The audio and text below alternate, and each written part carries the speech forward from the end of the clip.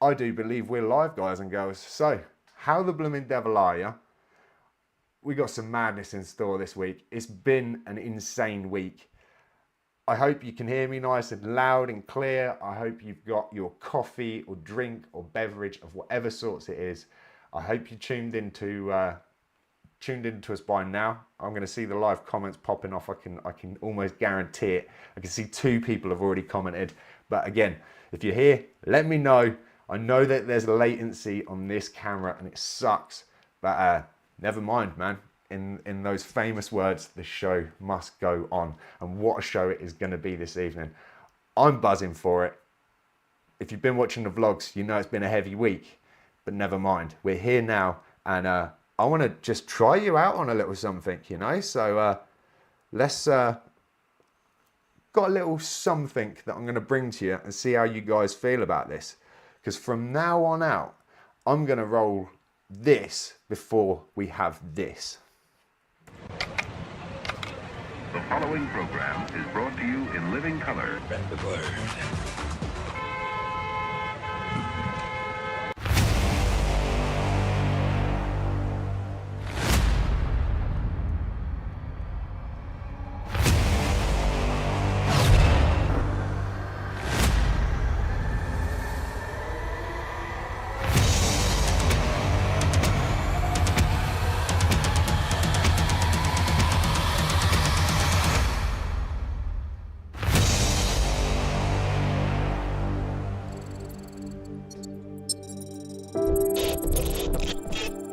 Gentlemen, we've got a fine show for you tonight. Ladies and gentlemen, that was the top of the order queue there. You aren't going to believe.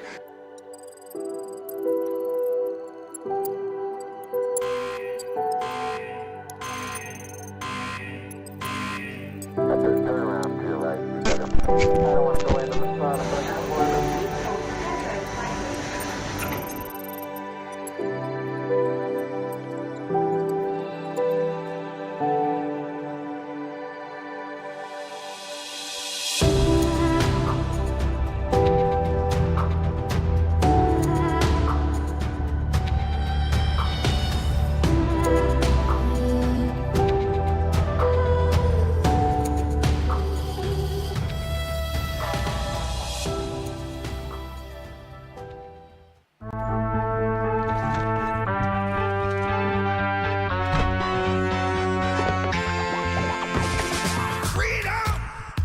So fresh, so new.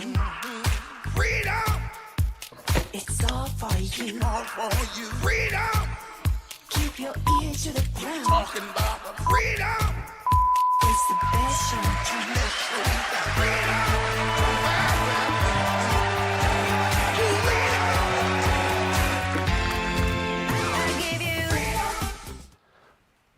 What's up, guys and girls? How the blooming devil are you? Did you like that? Do you think that's something we should have going forward? Give you enough time to get your brews, get sat down, do what you got to do and get into that Friday night feeling. Are you in that Friday night feeling? I can tell you one thing, I'm most definitely in that Friday night feeling. If you're an avid viewer of the vlogs, you'll know that usually my house is at a steady sort of 12 degrees C and quite cold. But I will tell you this evening's show, I am kind of already stoked up, sweating profusely, and just ready to rock and roll. So it's good. I've seen the comments pop off. I know that there's a few people watching. So again, thank you very much, guys and girls, for giving up your Friday night. I appreciate the hell out of you tuning into these lives and supporting the channel and all the other madness that I tend to try to come up with. As always, it's like almost become the catchphrase of the show. I will try my very best to pay attention to the actual live feed of chats, just in case there's any questions come up or funny comments, and I'll try to pick on them throughout the show. But I will already apologise ahead of that, just in case I do happen to miss any of those and they skip me by. I always go back after the show, check through all of the comments, because you guys crack me up. The vibe in there is epic. And if you're watching and you're watching the live and you're not in that little live chat, trust me, don't be scared. Get in there, have a laugh. Everybody in there so welcoming. It's great to see some familiar names: Cockney Buddha, Chill Adventures, Dave Usan, some regulars, man. And I appreciate you guys. So yeah, thanks to everybody that tunes into these lives. If you're not live and you're catching this on a replay, I appreciate the hell out of it. Thank you very much. Friday night salute to you, or whatever day it is that you managed to catch this, because I know a lot of people, different time zones, busy lives, can't be here to watch it. So if you're supporting the channel any which way, I appreciate the hell out of you guys. And I hope you really enjoyed tonight's show, because I can tell you one thing, as always, the madness is truly real.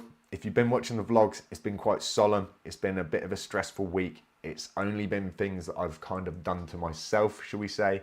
I let the focus maybe slip in the stay focused, stay positive part of things.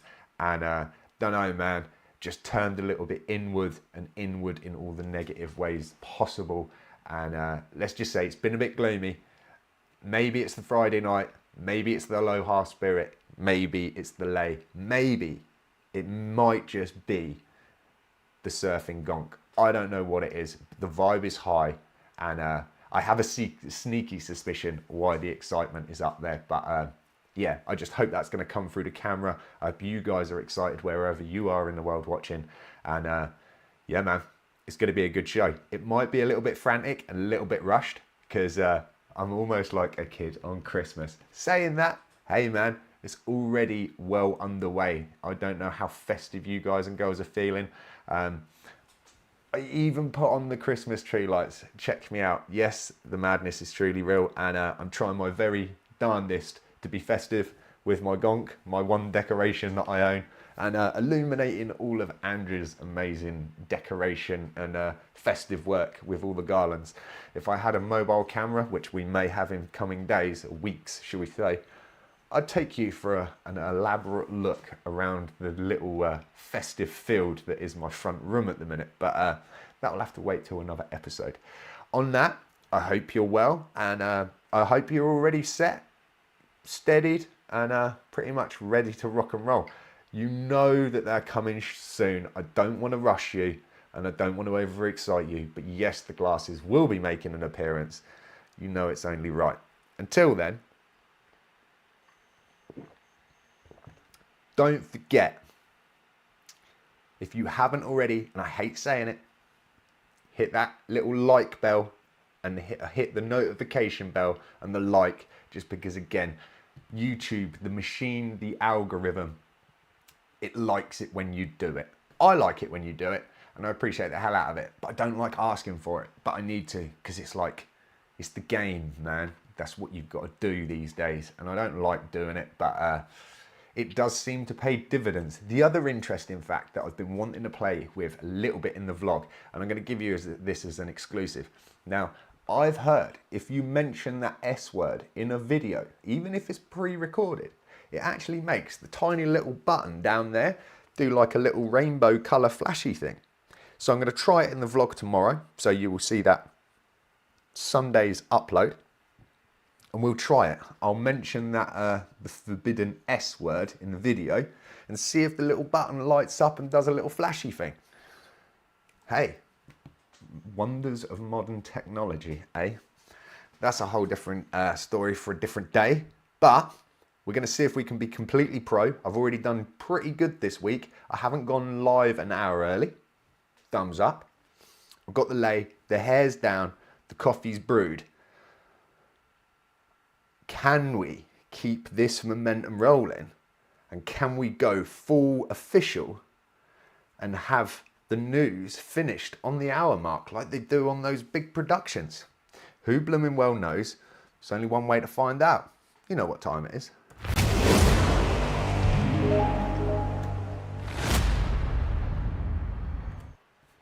Yes, guys and girls, it is that time of the week. It's the Friday Night Live news segment. I know you love these glasses, and reconnected. Let's hope so. If you have the love and the joy of reindeers and you were lucky enough to be in Lincoln this past week, you would have seen that Rudolph and his mates had decided to make a bit of a break for it. In Suffolk, escaped reindeer that blocked an A road after fleeing Santa's Grotto attraction were recaptured. After getting loose on Sunday, the animals wandered onto the A11, forcing police to temporarily close the road in both directions for around 2 hours. Two reindeer which caused a dual carriageway to be closed after escaping a Christmas attraction on a rural estate have been caught. The animals hoofed it, from the Evendon estate in Suffolk on Sunday. The pair were wandering around on this A road for quite some time, forcing the police to temporarily close the road both directions from 3 p.m. On Sunday afternoon, and didn't actually manage to catch him until the Monday at 12:05 p.m. So yeah, the police almost just cordoned off the road, let the reindeer do what they want to do, and caught him a couple of days later. But yeah, man, the madness truly is real, and festive goings, but even Rudolph didn't want to work. So yeah, madness is real. Keeping with animals, you must have seen this amazing picture of this completely jacked kangaroo. Another fugitive, man. Like, the animals are going for it, dude. Trust me. A fugitive kangaroo. And this video is amazing. I wanted to get a clip of it, but I didn't. You'll have to go off and do the footwork, like I always say. Fugitive kangaroo spent 4 days on the run. Police finally obtained the little sucker, but he got the last laugh, dude. And you've got to see the video clip. The kangaroo manages to punch the police officer in the face, and it's pretty epic. Unfortunately, it wasn't the jacked kangaroo in the previous photo.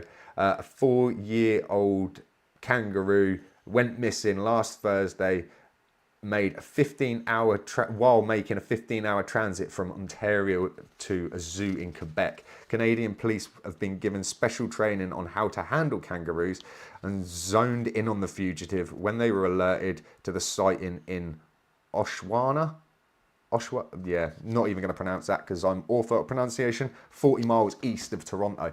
So yeah, basically the kangaroo was being transported, made a run for it, but the epic bit is, and they caught it on video, when they're trying to detain this kangaroo, man, he just socks the police officer. So that's epic, man. The animals are fighting back, dude. Staying with the theme, you know it. Who doesn't want a teddy bear to cuddle up to in their bed? Well, there's issues in Siberia because there's half asleep bears wandering around in Siberia because the climate has got too hot.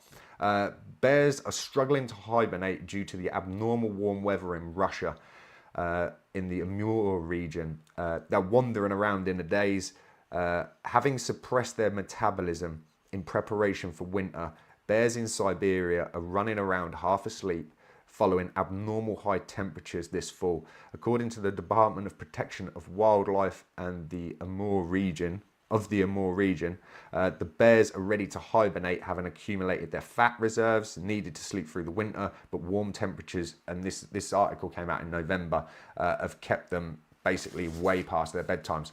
So yeah, just be careful, man. Nobody wants to stagger across a grumpy grizzly. Well, not in this case, but you don't want to get on the wrong side of a sleeping bear. I was going to make a Goldilocks and Three Bears joke about it, but I decided not to. Final story this week is completely off on, it's not even on an animal tangent, but this is possibly quite the coolest thing if you were ever an army kid or liked that kind of stuff. There is this, if you can see by this photo, and I'll move it on because I wanted to get loads of photos of this. Dude, this is actually inside the incredible RAF base of, where is it based? Wainfleet. It's actually an ex-military of defense airport base, Air Force base, whatever you want to call it. And they've left a Lynx helicopter and this plane, and they've converted it into an Airbnb. So it's a former RAF base on the Lincolnshire coast in the UK. And in 2010, they closed it down, and it was purchased from the Ministry of Defence by Will Ruffton, a local farmer who owned the access road to the place. And he's gone on to turn it into like a full-blown like Airbnb. So if you're ever in the UK and you want to stay in a gnarly little place and play like, I don't know, play toy soldier for the night, dude, man, you can actually sleep in the plane or in the helicopter or in the main actual sort of control tower, if you want to call it that. So yeah, the madness is truly real. That was your fun news for the week. See you again, same time, same place next week for another edition of the madness, really.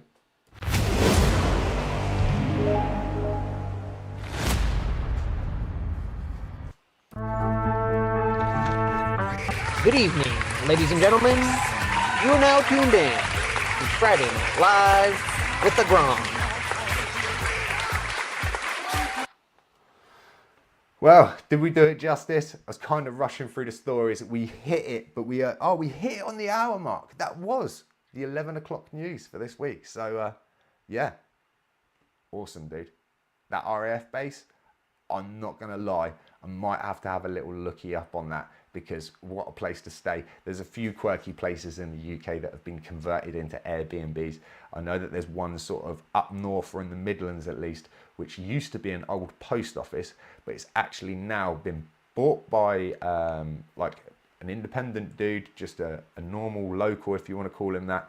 And he's actually turned the entire inside into a skate park. And we're not talking like little skate park, this entire place, apart from a little area that he's made as a DJ stand. Yeah, I know, right? The place actually came up for sale. I think it was last year. So I just hope the new owners don't change too much, because it's just, what a place, dude. And you need to see it. If you go online and check out like indoor skate park Airbnb UK, the problem with having long hair. It's amazing, dude. And I'm sure there's a few people, I think even maybe an English television show, possibly Grand Designs, covered this build, because everybody thinks he's completely mental. But unfortunately, in my head, I think the guy's an absolute legend, man. Who doesn't want a skate park in their house? Dude, it really is awesome. So, moving forward, I know that there's a lot of segments that we do in past weeks. I hate to break it to you, we're going to go completely different this week, because we have something very special, and I'm really stoked about it. I am really, really stoked about this. Let's see if I can get this lined up. So, if this works, live via satellite, all the way from Las Vegas, the none, the other, the legend that is Bus from Machine Studios. Dude, how are you, bro? Good, man. Appreciate you having me on. No worries, man. I appreciate the hell out of you giving up your day, dude, because I know that you are like just a super busy dude that is like almost, you're doing work like way better than I am in the realms of trying to take over the world, man. And you're doing a goddamn good job of it as well. If the guys and girls in the live chats want to ask questions, do feel free. I know that there's going to be a few people that are familiar with this gentleman, because, dude, I absolutely love blowing up your podcast in my vlog, because just as an opportunity to say this to you, dude, the amount of times where you've dropped an episode that has just been so what I needed to hear at that time. I've said it in comments, man, like it's on some weird wavelength thing, man. And dude, I just want to say the content that you put out is amazing. I know you as a creator, you kind of second guess yourself a few times, but trust me, dude, just keep on doing what you're doing, because it's absolutely amazing. What is your plans? Because I remember there was an episode, I think it was about episode 40, where you kind of said like the mission brief, and I also know that you have some quite interesting issue, like sort of future ideas and things you want to carry out. Now, there's going to be a lot of people that are familiar with you, but if you want to kind of just say a little bit about yourself and yeah, how did the podcast get up and going? Okay. Yeah, so I guess we can do the Cliff Notes version of the sort of backstory. So I started doing graffiti in 1991, and I did that for a number of years, and then ended up getting into graphic design and doing all this stuff. Started a business doing graphic design, motion graphics.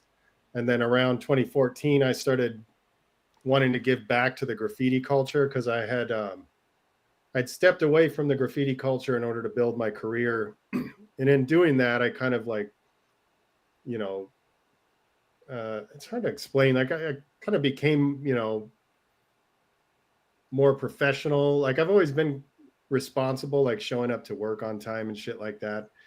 But I just started feeling like I could I could maybe be a more positive role model to the younger people in graffiti, to show that there are paths. Because I took my creative whatever you get from doing graffiti and sort of channeled that into graphic design and created a career for myself, and it just started sparking ideas. And so in 2014 I started wanting to do something directly with the culture. And so in 2015 I opened up Machine Studio, and that started out just being all it was an empty space, and there was a table in the middle, and there was sketchbooks, and I was like, we'll just have like black book sessions, and we'll have art shows, and just sort of like the spark to start giving back.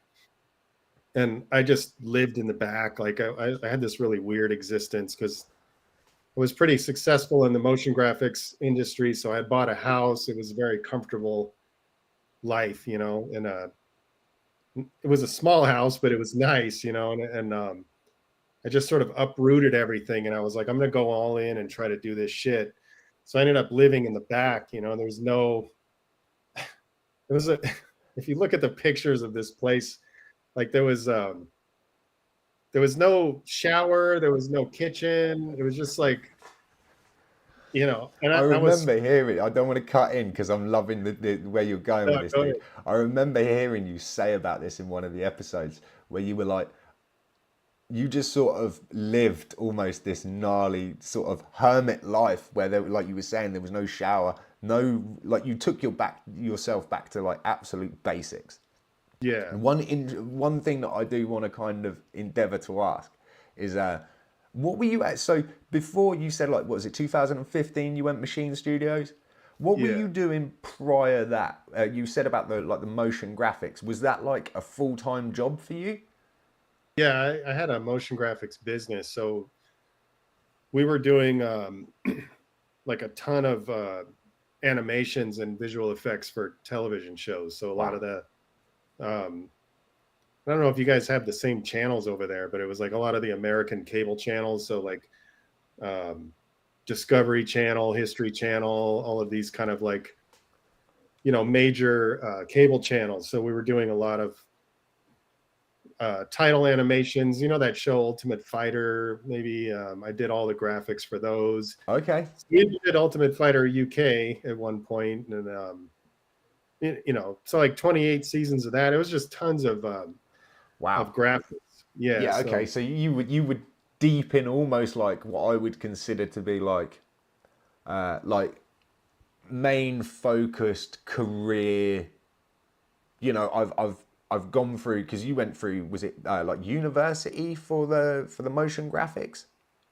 Yeah, I studied graphic design. They didn't really teach you about motion graphics. It was more about fundamentals of like typography and like composition and shit like that. Like pretty intensive conceptual type stuff. And then you can apply those kind of concepts to any graphic design. So if you wanted to go into print, doing posters or shit like that, you could do that. You could apply it to web design. You could apply it to motion graphics. You just need to learn the technical skills that are in those areas. And I was more attracted to motion graphics, so that's what I ended up doing. So from 2002 to 2015, I was like full-time doing that. Yeah. And then I still do it. I just did a job, a couple months ago, I did a little, if something comes up, I'll do it. But like the focus is now mainly on machine.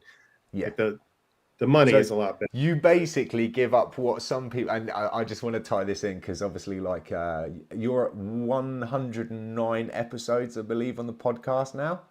And yeah, I think so. Obviously for people that don't know, we were trying to get you on the show last week, and people's pennies might drop because, dude, I do this stupid like unofficial official sponsor, and it's just a little bit of a giggle. If there's companies that I've dealt with and I just think they're awesome, I kind of just, if I've got products or something that I've been really genuinely impressed with, I'll kind of just give them a little bit of a bit of light on the show. And last week I had it all lined up to do Machine Studio, because I've got a load of your drip markers and like the is it the metal machines? Yeah. And so I was like, I had it all kind of lined up, and then obviously we just didn't manage to get the interview to go. So I reckon there was a lot of people sat there last week being like, what? Well, you know, what's going on here? Because that episode that you dropped the morning of last Friday, your reality is their goal. I can imagine there'll be a few people watching now that did go and see that, because let's just say I pushed that link to a few people that I know will just absolutely on that mindset, dude. And yet again, like I mentioned earlier, I don't know what's going on. Maybe it is just some like universal frequency that we're all kind of on here. But when you dropped that and I was listening to that on the Friday, I was like, oh my days, we need to talk about this, because it's really so easy to fall into this like false perception of like everything's good, and we're just cruising. And obviously you were saying about you were in this like full-blown career, you're just doing your thing, you've studied hard at what you're doing. So, and dude, I've got to give you a Friday night salute, man, to kind of like just balls to the wall, say no, like I'm changing avenues. This is where my real genuine passion lies, and this is what I want to do, and I don't care if I have to sleep in the studio. This is what we're doing. I salute you, dude. I think there's millions of people that would benefit, and myself. I work just a standard assembly job, 8.5 hours a day, get the grind in, and then still come home, edit every day and upload a vlog. And I'm kind of almost at that precipice where you're just like, what are you going to do? Are you just going to I'm in a mortgage. I'm in like that typical kind of like average Joe lifestyle, and it's one of those things where, dude, you've already taken that big step and just said, no, screw this, man. Like, this is, I want to do this. And I've seen some of the early day videos on your YouTube, and I highly recommend anybody that's watching to go and check them out, which was like some of the exhibitions and the Black Book evenings. Yeah. Do you still run that now? Because obviously, you originally were based, your first shop was in LA? Yeah, in San Pedro. It's Okay. right into the port of LA. And is that where those early videos are kind of shot? Yeah, that's where all of them are. All of them are from. We had two shops. Okay. 2 years we were at one location, and then an opportunity came to move to another location. It was just right up the street. But we got this crazy good deal, and it was just a way better place. So I'm like, let's get out of this place, move up the street. So it's really right in the same area. Like you can pretty much throw a rock from one location to the next. Okay. Have you got plan? Do you still run those Black Book sessions and kind of you still got that going on in house? Yeah, so we have the table there, so anybody that comes into the shop to the retail store, they can sit in Black Book. But I'll be honest, I mean, like I lost momentum with that for some years. It was like we were doing that every month. So like as part of the whole kind of backstory, it was like that was part of giving back to the culture, create a space where they can come and draw and express themselves on a daily basis. And then once a month we were having art shows. And so the concept was like, allowing them to showcase their work, but then also like I've been in the graffiti culture for a long time. So like I may have a little bit more reach than some people, and I may be able to have certain writers be on the wall and also have like a 12-year-old kid up right next to some of the most famous graffiti writers. So it was like, I wanted to do that. But like, back to your question, I kind of got sidetracked, but I did lose momentum on that because, it's interesting. A couple of bad experiences can sometimes trump all the good experiences. And you get in your head and you think like, oh, well, if I do this, what if this happens? And, Yeah. And it's kind of, I can imagine you're almost like playing with fire in that, like the side of graffiti that anybody that has no insight into graffiti, like, dude, from my position, there's like toys, and then I'm like a baby's pacifier. Yeah, I'm like at that level. Yeah, like don't get me wrong. I just like to be creative, and I'm a little bit sad because when I do get kind of into something, and dude, this is all kind of due to you and a friend of mine that I met via doing the vlog, a gentleman by the name of Ill Will, put me onto you a long time ago. I think I got onto you at about episode 45, something like that, like so early days, and he's really into graph. Kind of said, dude, you're gonna just like this on the mindset side, as well as it's gonna give you an insight into the world. And like, so again, I know absolutely nothing. I'm kind of a little bit of a nerd when I get an interest, so straight away I'm looking at like letter weight and structures, and I started trying to do some like calligraphy and just get basic form and shape and stuff. And like, you know, it's like scribbling on textbooks as kids, drawing on pencil cases, and you know, like in my head, if I'd done like an outline around a word, man, I was like hardcore graffiti. You know. And then obviously in later years, my eyes got open to the world that is graffiti. And there's like, obviously now, you have this kind of community side where you have like community free walls. But then like, obviously Banksy changed the game up in the UK. That was a big thing where all of a sudden graffiti had already been there for some years. Not to the level of what you guys had with like the burners in the States, but it was there, but it wasn't just as, I don't know, celebrated maybe, until Banksy came along, and then it was like super cool. Even though the guy's using stencils and not doing huge pieces, he made this amazing change. And you had that kind of community, but there's still that raw underground, which again, I don't even know about, dude. And obviously, if you're going to open up a shop and you're going to you want that mix and that blend, I can imagine there's some real hard things to kind of break in the mind to say, you know, am I going to alienate myself with like the kind of the underground scene? Did you have any issues with kind of like wanting to kind of push the light onto the younger writers and stuff like that from like the old school?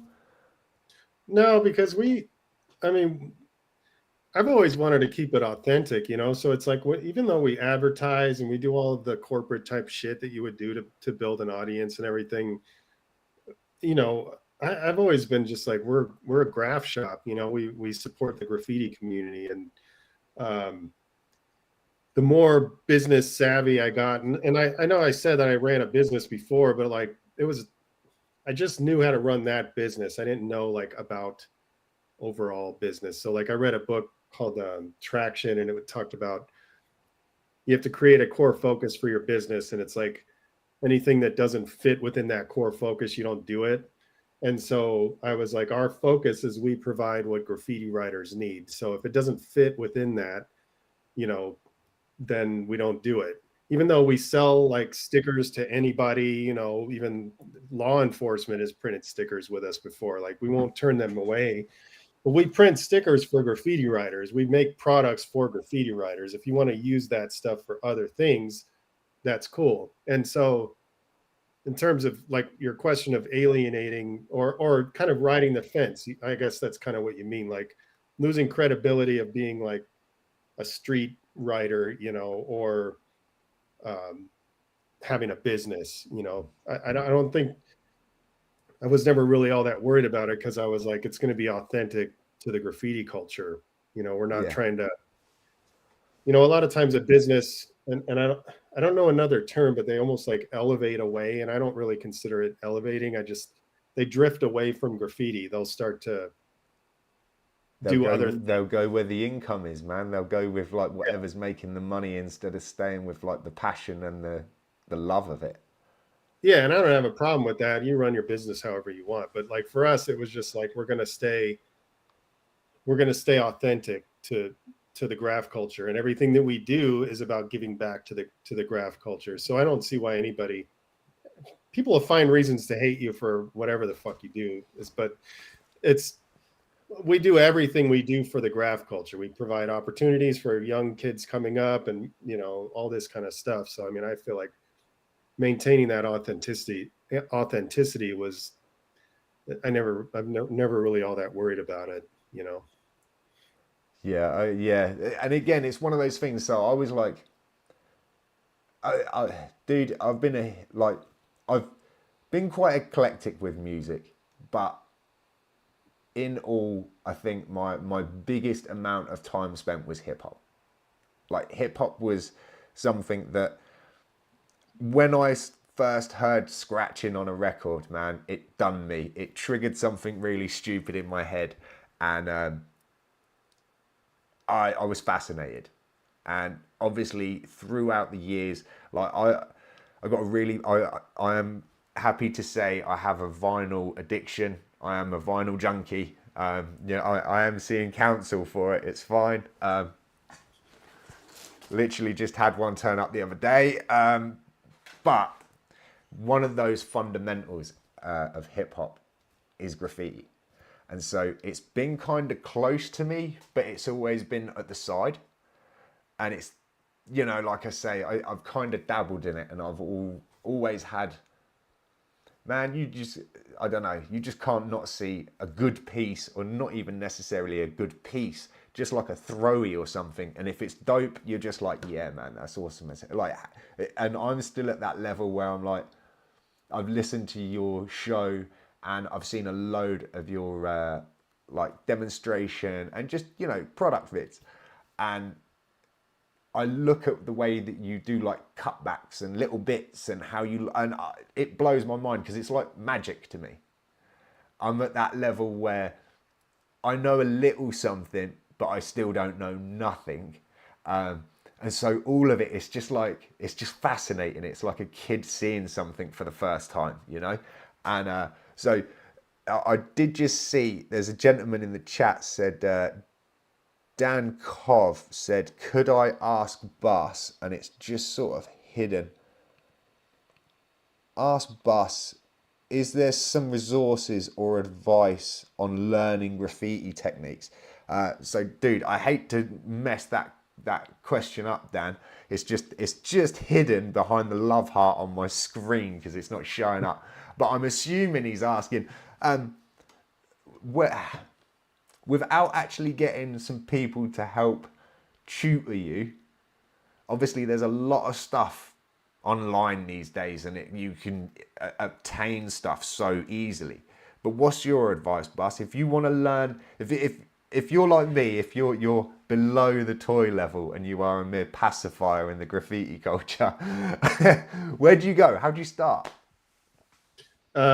Just start with a sketchbook. I mean, that's, there's something to be said about just the basics. I mean, I think as humans, we tend to want to overcomplicate things, but really, if you look at graffiti and draw graffiti in your sketchbook, I mean, that's pretty much how we started. And you think, like, I started in 91.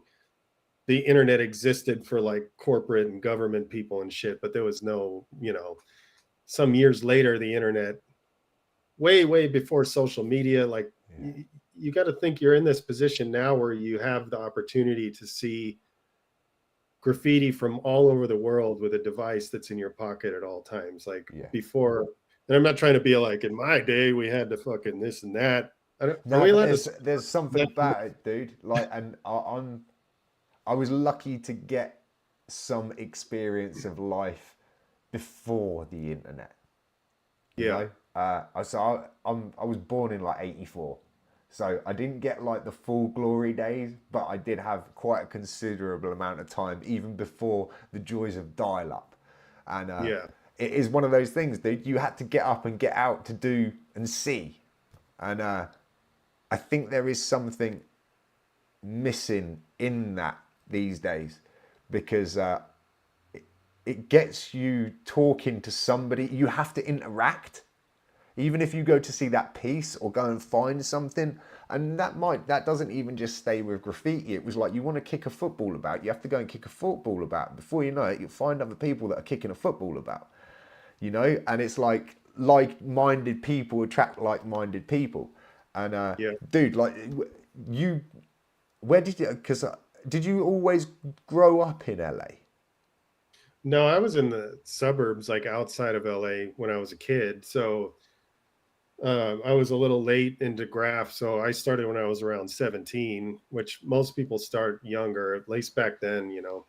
So, um, but so LA was where it was at, but I was like 30 minutes outside of LA. And graph didn't make its way out to where I was until a little later. So in the very early 80s, it was definitely happening in LA. And even before that, obviously there was like gang graffiti and all this kind of stuff. Some of Yeah. the you know, if you want to call it hip hop graffiti or whatever, art style writing, you know. So it didn't make it out to my area until like the late 80s, early 90s, you know. So like 91 is when it made it out that way, you know. But I quickly moved out to LA because I was like, I gotta be where that shit's happening, you know. So See, so where I'm based in the UK, I'm not a million miles away from London, but it's like, I don't know, 50-minute train journey. So it's far enough. Yeah. yeah, it's one of those things where, like, if you speak to anybody in London, you ain't even close. Like, you are not even close. But if you speak to anybody that lives far enough away from London, they'll turn around and say, "Oh, you're really close to London," you know. And it's like, we're on the end. We're like the end stop of a direct line into Marylebone in the middle of London. So that is the closest to London that we are, you know. And a lot of stuff comes out this way, but and I think you say that it took quite a considerable amount of time for that to get into like your sort of, let's just say, home areas. Yeah. Was it one of the, how did you first, what was the, can you remember the first bit of graph that you see that, like, or what was it that triggered it for you? Yeah. Dude, I think about this often because I saw a piece of graph in my neighborhood. I think it was like 1979. And I still kind of remember what it looked like, but I was a kid. I'm 50. I was born in 73. So I was really young. But there was a piece of graffiti under an overpass in my neighborhood. So I don't know who did it. And I can barely remember what it looked like. They eventually painted over it. I still wish I had a photo of it because I'm like, there was an energy to it. I just remember just sort of shapes, but I was too young to understand what I was seeing. And then in the 80s, my dad had season tickets to the Raiders game, and they were playing in the Coliseum right in downtown LA. And so that's where it was really popping off. So in the 80s, I was going out there and still didn't know what I was looking at, but I remember having a conversation with my dad, and I was like, why is that illegal? Like, look how cool that looks. Like, why is it illegal to put that there? And my dad said something just like, well, it just is what it is. You know, he didn't like tell me, oh, you shouldn't do that. And so I didn't know what I was looking at, but they were really doing some stuff out there. And then what really kind of started happening was graffiti writers started popping up in my high school. You know, they were writing little tags on their, you know, binders and stuff like that. And then Yeah. every now and then a tag would come up in a bathroom or something. And then in the neighborhood, marker tags started popping up, and then throwies started happening. You know, it was just sort of started coming around like probably 89, 90, if I remember right. Yeah. You know, but that one piece from, I don't know, I think it was 79. I just like, it bothers me that I don't get to look at that, you know, because I don't remember it well enough to be able to like really say what it was, but it had a graffiti energy to it, you know. There's a bit of me that thinks, do you know what? Especially with the fact that you've obviously, you've most definitely followed that passion and the environment that you've stayed in. I kind of hope that the universe one day delivers the dude, or somebody says, what, that bridge in such and such, yeah, Yeah. it was this person that done it, Yeah. you know. Because dude, sometimes I think there's also like the romantic side of it, that not having the photo just leaves that perfect image in your mind of whatever it needs to be at the time to just drive you forward. And then I think sometimes there's also this really bizarre how the universe works, where you know, it would just be some random conversation over some random thing one day in the shop, and some dude will go, yeah, I know the guy that blazed that, or like that done it, you know. And yeah, I really hope that, because again, it's the silliest things that trigger the most fondest memories, and especially if it drives like a passion, whether it's graffiti, whether it's, for me, like I remember hearing scratching, and that got me. And it was one of those things where, again, you didn't have the internet to just go home and search it until you're like your heart's content.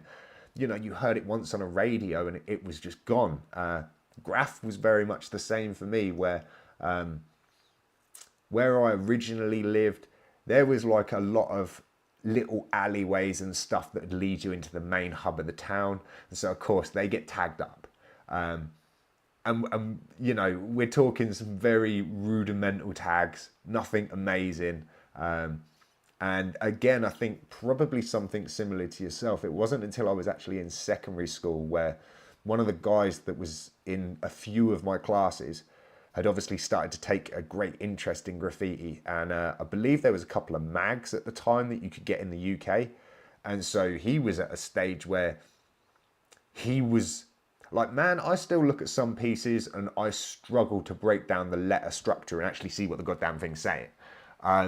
Whereas he was like going through, he had like cutouts from the magazines, and he's like, yeah, look, check out this, and this is from, this was found here. And I didn't even really know what the score was with it. I'd only seen it on like album covers, or maybe on t-shirts and stuff, because again, mid-90s, it had that really huge blow up where, like, dude, I don't think The Simpsons helped with like Bart just spraying, I don't know, eat my shorts, and all of a sudden, like, you know, there was like spray cans were cool, and it just, I think there's a beauty for it for me that it's always stayed like that magic trick that you don't know how it's done.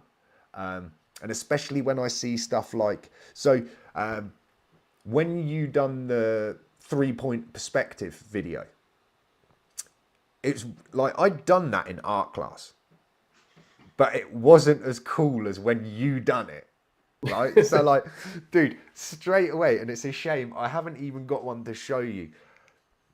And I got to tell the viewers at home, so if anybody out there is lucky enough to have received one of, so I've done these t-shirts with like the madness is real on the front, and dude, after seeing your video of the 3-point perspective, there was this kind of, in my head, I can't remember, is it Strangers in Time or something, like an Iron Maiden album cover where it's like very it's like Egyptian. Eddie sat at the front of a pyramid, and there's like loads of hieroglyphs down all of the artwork. And I just remember being wowed with album art as a kid.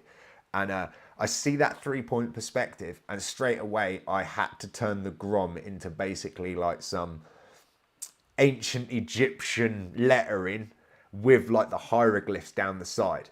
And that ended up actually making it onto a sleeve of a t-shirt. So everybody that's watching now, you have this man to thank for inspiring that thought. Because, dude, and I would highly recommend anybody, and I will put the link to this gentleman's channel in the description below. Go check out his videos. Go check out the podcasts, and just indulge yourself in the awesomeness that is this guy. Because again, you need to start releasing some more of those vids, dude, so I can so I can get some more learning tips. I gotta get back because on. like I let the side down, dude. I haven't got my "Don't Be a Dick" badge on. Oh, really? Yeah, so I was really fortunate enough to be one of the winners of "Don't Be a Dick." Oh, you were? That's yeah, right. dude, and I forgot about that. I've got to do this. I had this all lined up last week, but hold that thought. Basically, and dude, I had all of this artwork and stuff and just crazy.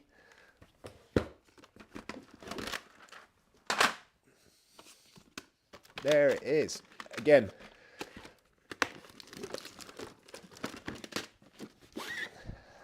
Obviously, I can't show you what's in this because it could be, Yeah. you know, like super incriminating on a live stream, you know. There's some real, like, there's some amazing artwork in there, dude. But yeah, I was one of the lucky ones, cool. man. Yeah. And, dude, I've still got, I like keeping things. I'm a Fruit Loop. I really am, dude. And I've got like, as I say, when I get into something, I get into something. And I don't know whether it's ADHD. I was in that good old day where if you were playing up, you were just a naughty kid. If you weren't quite up with it, you weren't quite up with it and all the rest of it. I think in today's society, they'd probably diagnose me with a lot of stuff. But hey, man, if I get an interest in something, I go deep. So, black books, markers. If you were to check out my channel banner, there's basically, I got a black skateboard, one of your drip markers, and a couple of the metal machines, isn't it? It's like the tip marker. And you'll see it, dude. Again. Yeah, I saw it. It has the Grom with the stuff around it. Yeah, dude. And that is all apart from the skateboard, that's all Machine Studio products, dude. And I just wish I was a little bit more like super gnarly when it comes to graphs, so that I could sort of go around my local area and rep a little bit harder. But sometimes, and I should do it really in the next few days, if I was to show you the level of graph in my area, you might find a small tear be shed, dude. Maybe even a slight part of your heart break, because I put myself down a lot, but I think I could probably do a little bit of a better job than some of the pristine artwork that we get in our I don't know, subways maybe and stuff in this area. There is not a hardcore graph scene. There's a few people that I've seen that are making some moves, but we are far, far, far away from the world of what I would consider to be like real graph. Like I've seen a couple of throwies just recently. There's a lot of building work going on, so there's some real nice site fencing, like solid like plywood. So there's been a few little throwies been chucked up around here and there, but other than that, it's like those very short and inappropriate things that you would just see written on any good textbook, you know. That makes that's the healthiest scene. Yeah, especially so like there's some skills need to be shed in this area. And again, I think like I need to get hold of a couple of Machine Studio stickers so I can slap them up in a couple of areas, because the area in which I work, at the end of the car park, there's actually like an underpass there. And I tell you one thing, man, some of the artwork that's there is actually pretty good in the realms of what goes on. And I've often thought I want to almost slap up a couple of Machine Studio stickers on the lampposts around there, because I think there's a couple of guys that would take note.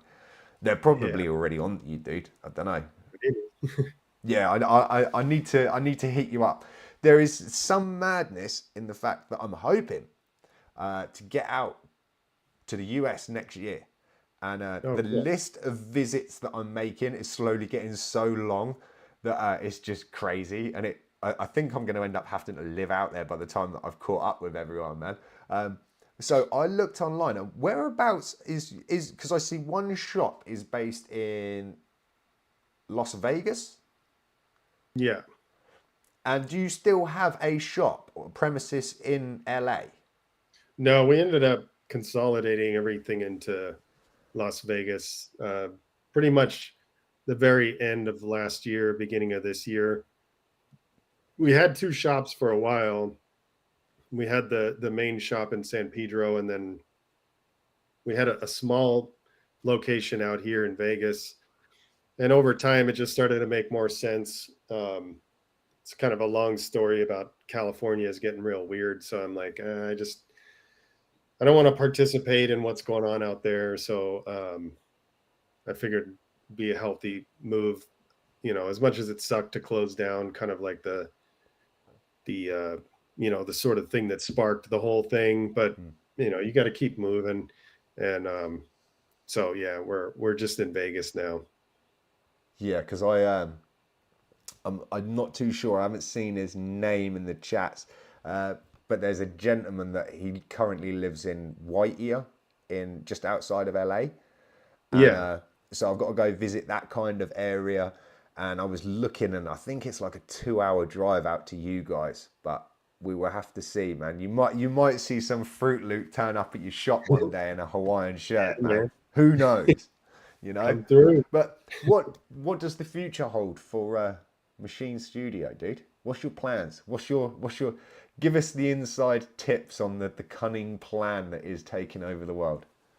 Well, so we're really pushing to build, the most iconic brand that graffiti has ever seen. I mean, it's like, I read a book called the 10X Rule. Is this kind of over the top dude, Grant Cardone. He's a real estate guy, but his book, like, it just really inspired me, because it was like, he was talking about how people set goals too small, and so he was like, you got to take your goal and you got to 10X that goal, then you got to back it up by massive action. So I was like, okay, that's cool. And then I thought about my goal, and I was like, if I 10X it, what does that get me to? And I was just thinking way too small, like even 10Xing the goal at the time that I read that book, like 2018, 2019 or something. My goal was like just to break even. I want this business to pay for itself. And then when I 10X the goal, I was like, that's not enough. I guess I have to 100X the goal. And so it just kept going until I was like, we might as well try to be the most iconic brand ever in the graffiti culture, because it's that cliche, like if you shoot for the moon, at least you're going to get to the clouds, but if you shoot to the clouds, you'll get halfway there, kind of thing. So we're trying to build this thing that has a massive, like, community type of aspect to it. So I think of it as a facility that has all of the stuff that we currently have, but it has like a huge graffiti yard, with like a billboard and all this kind of like crazy stuff. Even has, like, I visualize this regularly, and like the place is so big in my visualization, I drive a golf cart around the ground.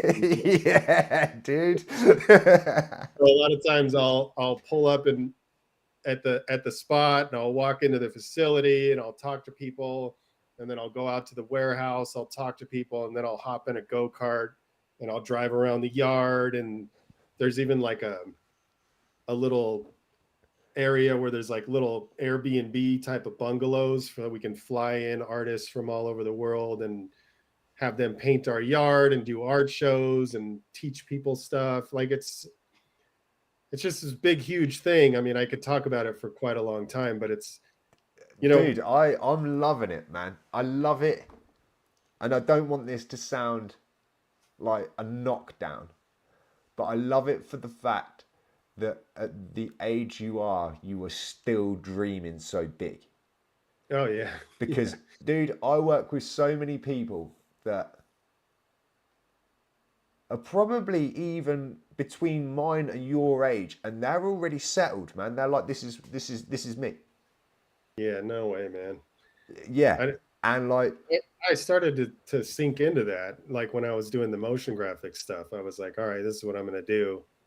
And I was unhappy. I was unhappy for a lot of reasons, but, there is something.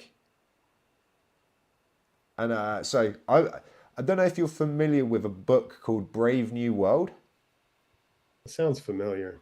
Dude, no doubt you would have heard of George Orwell's 1984. Yeah. Yeah.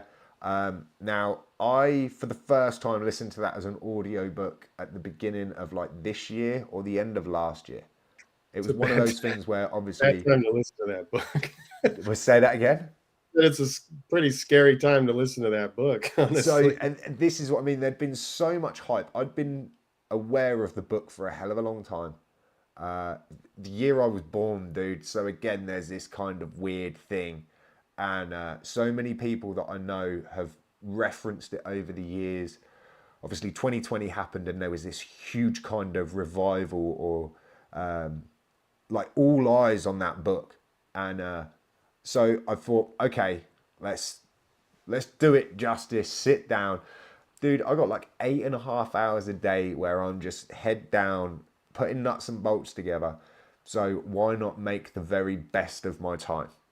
And that is listen to the likes of Machine Studio podcasts, listen to like Lex Fridman, listen to anything that I can get knowledge out of.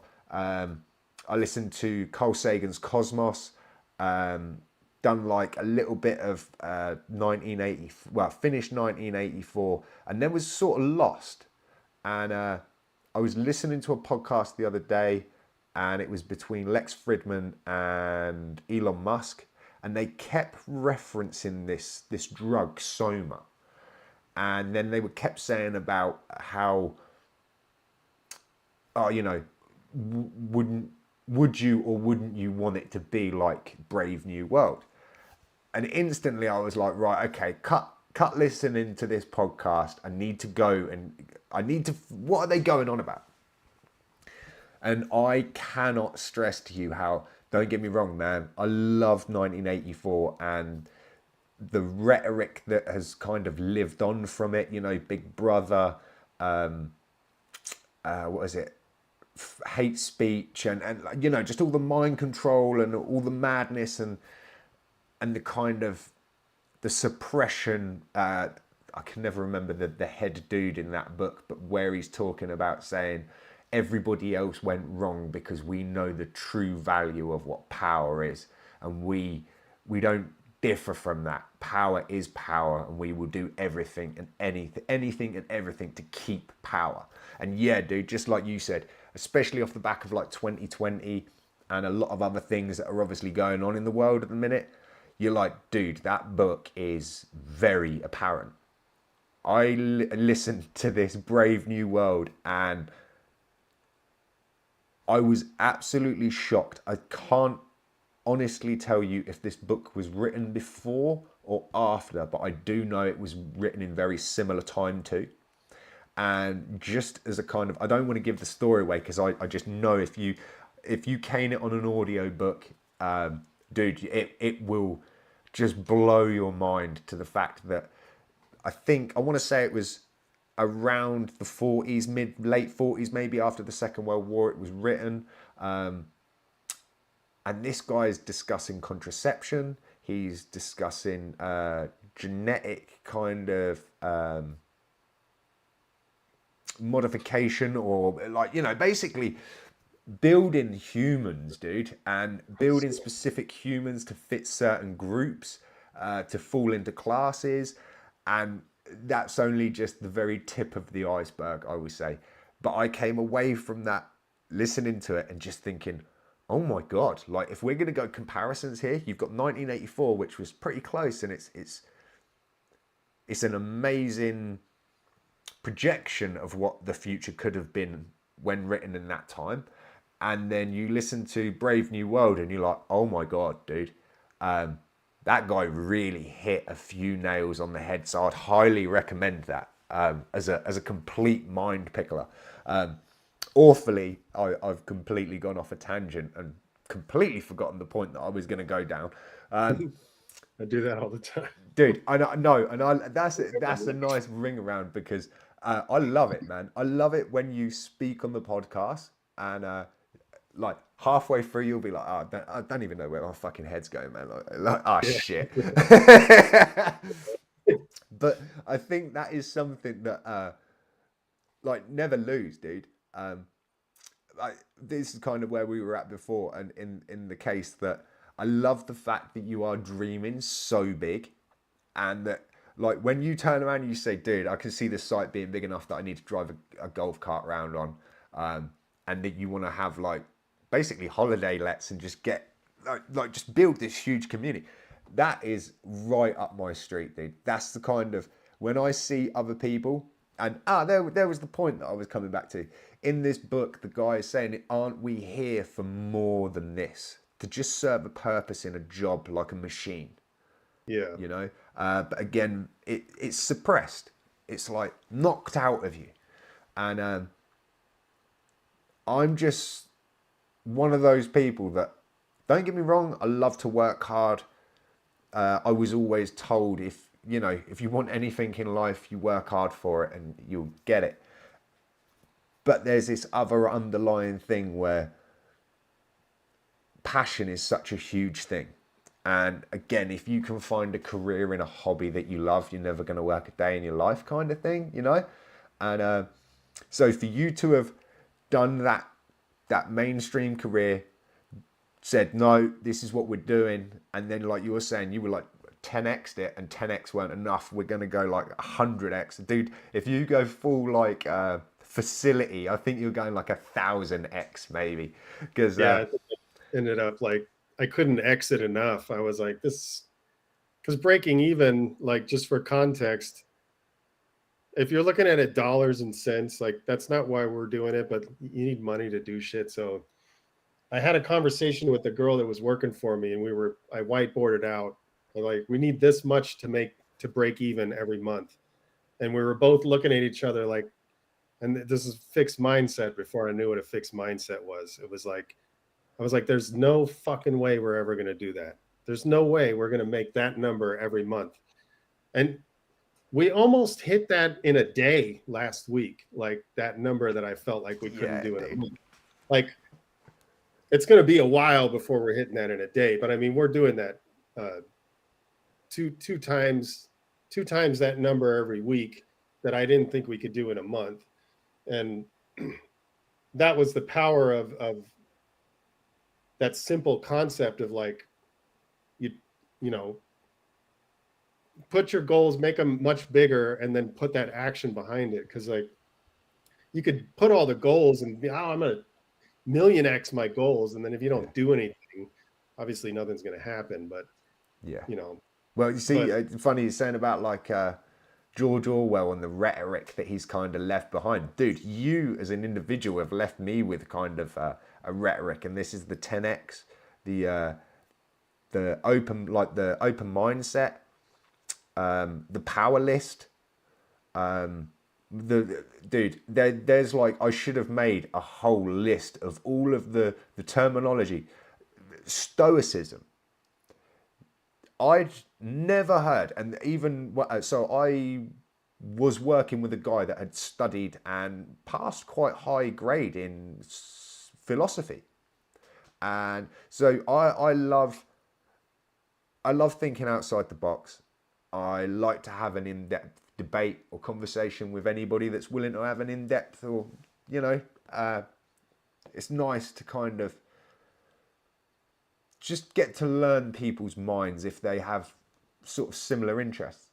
And when I had listened to you the first time going on about Stoicism, and I'd mentioned to him, he was like, have you never heard the term Stoic? And I was like, no. And he was like, well, okay, and kind of like broke it down for me. This is a guy that's like really studied it. So he was like, look, when we use the term Stoic, it's far from a Stoic philosophy, and these are the Stoics, and these are who you need to go and check out, and blah, blah, blah, blah, blah.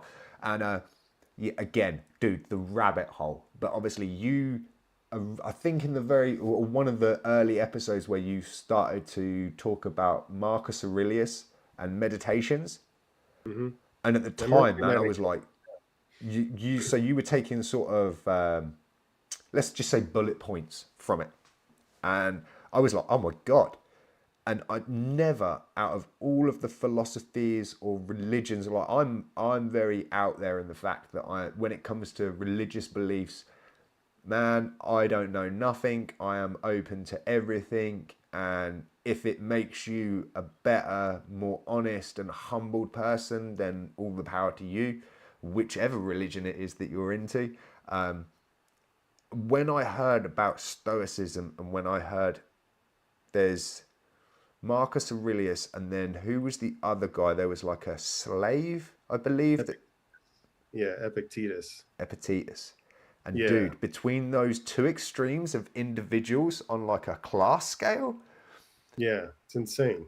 and dude, like we could have like another 4 hour conversation about this whole stoicism because dude, I have to salute you and say thank you so much for bringing this to my not like to my eyes, man. Because I am, I would say again, I barely practice it. I try my hardest to stay aware of it, and man, I think it's almost like learning a language. Yeah, I it's try really my hard. best to like just grasp and hold on to tiny little pieces, but I think you either fully submerse yourself in it and just I don't know how because I know you. I've heard you speak about it a few times in relation to how you kind of fall off of it, or Hmm. it's like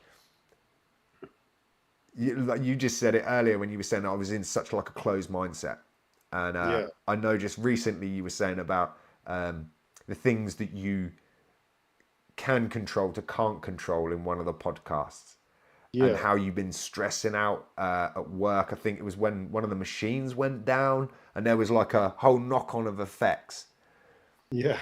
and then like It's all of really a sudden the penny dropped where you were like, oh man, like I don't need to be concerned about those things.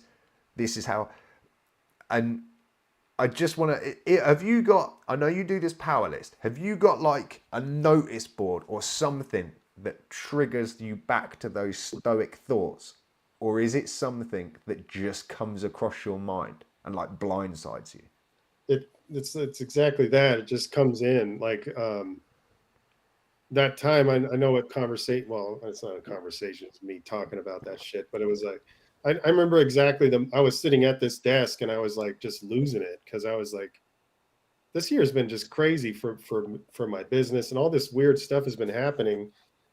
And I was just I was sort of sinking into my own bullshit, and just like, why am I doing this? How is this going to happen? And then it just popped in my head all of a sudden. I'm like, that's it. I mean, I have no control over 90% of the stuff that I'm worried about.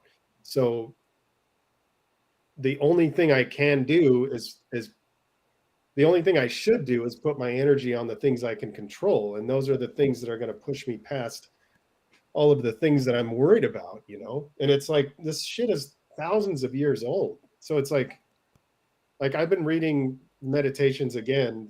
I was reading it this morning. It was a different translation that I found That's easier to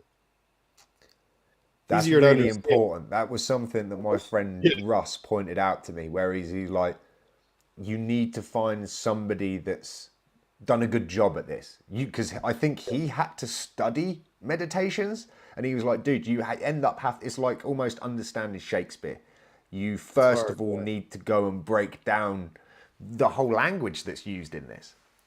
And yeah. he I would said rather just read. if you can find like a good source, and I think you mentioned one in the show one time. Where had you gone? Who was it that had kind of brought the meditations to your ears? Well, the one that I read the first time was the Penguin Press one, and that was the first time. What I found was recommended. Like I kind of did a lot of research to try to figure out, because the first time I tried to read any Stoicism, I just grabbed the first thing and I was like, dude, I can't fucking understand what are they saying. And it was like, you try to read the Enchiridion. That was Epictetus. He didn't actually write it. It was one of his students went to his lectures, and then he turned that into sort of like a handbook for Stoic philosophy. And there's a bunch of different translations, and it's really hard to get what you need if you don't. I don't study that kind of shit, like Yeah, that language from. And then even when they translated it, if they translated it like back when English was using all this weird doth thou fucking whatever the fuck. I don't even know. You know what I mean? Like I can't follow that. And so there's some people that have taken it and broke it down. And maybe there might be some like hardcore Stoics that are like, oh, you shouldn't read that oversimplified. That's what works for me, you know. And so I read for the Enchiridion, there's one called the Good Life Handbook, and it's just like couldn't be easier to understand, and that kind of gives you a breakdown. And then I don't remember, I just randomly came across when I was looking on my Kindle, it was like meditations, and I was like, oh, I never heard of this particular translation, and I read about it, and the guy kind of broke it down. So like the Penguin Press translation, so you have to understand, like the Meditations was not written as a book for us to consume. It was Marcus Aurelius's own personal diaries, and he actually wanted them to be destroyed when he died. He didn't want anybody to read them. So it's actually, for us to be reading it, it's a betrayal to him, you know. Yeah. In a sense, but like the knowledge in there is it's just so practical, you know. It's like, well, this is something that again, my friend explained quite nicely to me. And I've seen a few people touch on it since then, in the way that how Stoicism almost can be looked upon and frowned upon to be this very sort of lackadaisy, whimsical, like, you know, idea. And people sort of interpretate it wrong, I believe. And then where I've seen it and it be explained in a very precise manner, and I think it's quite in depth as well, because in the sense that, you know, I've heard people express that it's like when he gets to this like gratitude level that you're like, I shouldn't be unhappy with this or that. I'm just merely happy with the fact that I have the cup, you know. And again, I do an awful job at trying to express these kind of things at the best of times, but it's almost like if you're in a house, if there was a fire in your house, don't put the fire out because it's out of your control, kind of thing. And you're like, no, that's not it. I think my best way of explaining it is like how the Sex Pistols have changed a very principle of what anarchy is seen as.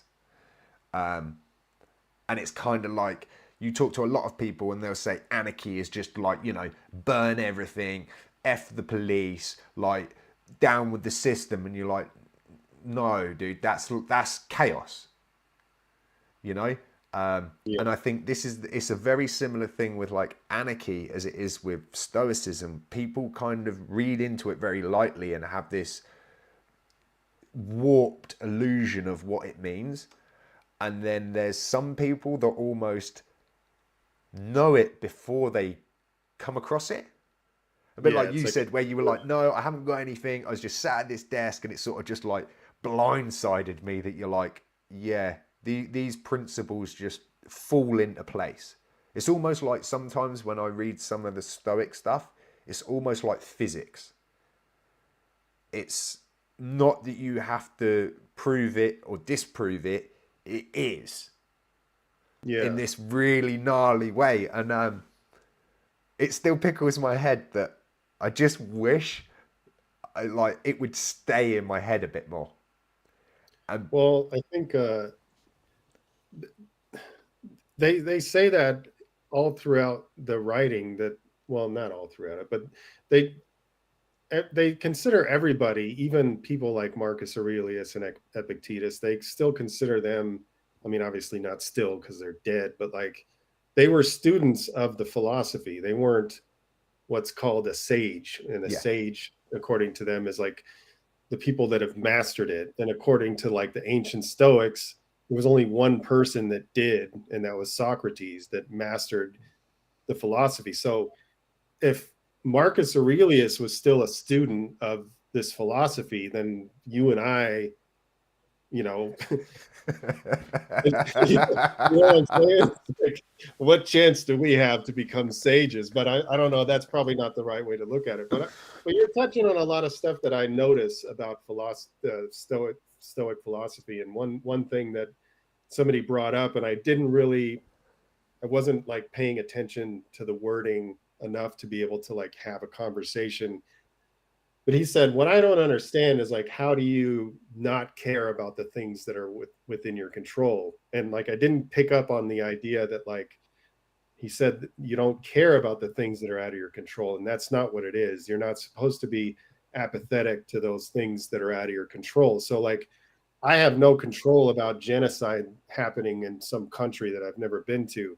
That doesn't mean I don't care that it's happening. It just means that if I'm going to lose sleep every night over that, then how am I going to push my life forward, and how am I going to be able to do the things that I'm supposed to do? You know, so that's kind of, I think, one of the major misconceptions, because you read some stuff that Epictetus would talk about, and it was something like along the lines of, you know, if somebody, your loved one dies, like you never possess them. I'm probably butchering this, but like, it's like they're just getting sent back to where they came from, essentially, you know? Yeah. And obviously that you're not going to do that. You're not going to be like, well, whatever, my mom or whoever, she just got sent back, so I'm good. That's not really what they're saying. It's just they're saying like it's about acceptance in a sense. At least that's my interpretation. Like, yeah, most definitely. And I think there are,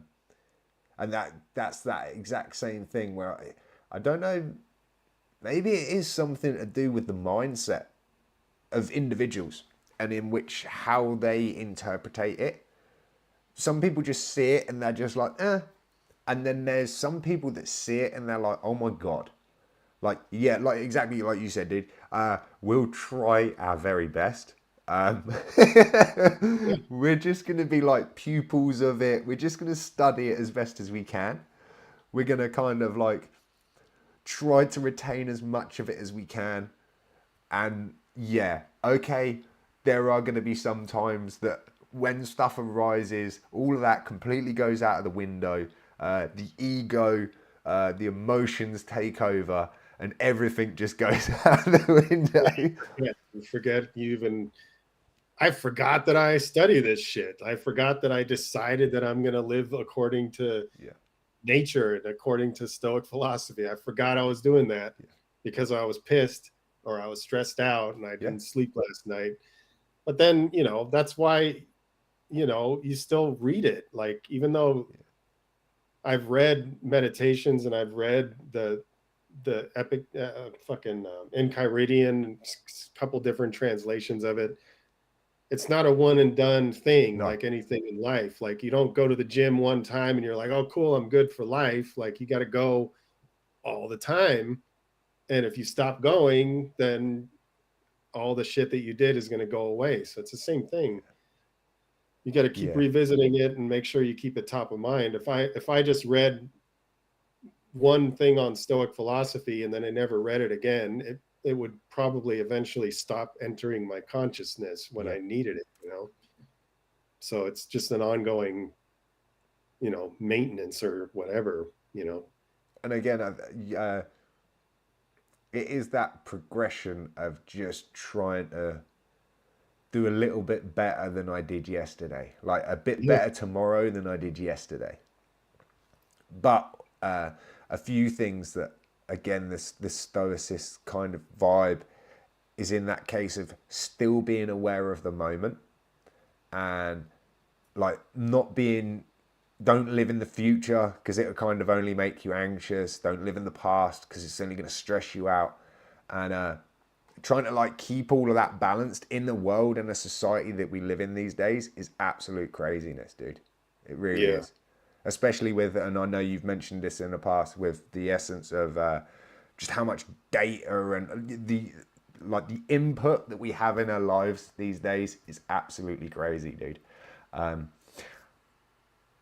gonna have to say to you, dude, I'm gonna have to wrap this up. My camera's screaming at me saying like the battery's gonna die. That's cool. I can imagine a ton of people have already probably like just been like, what are these guys going on about stoicism for?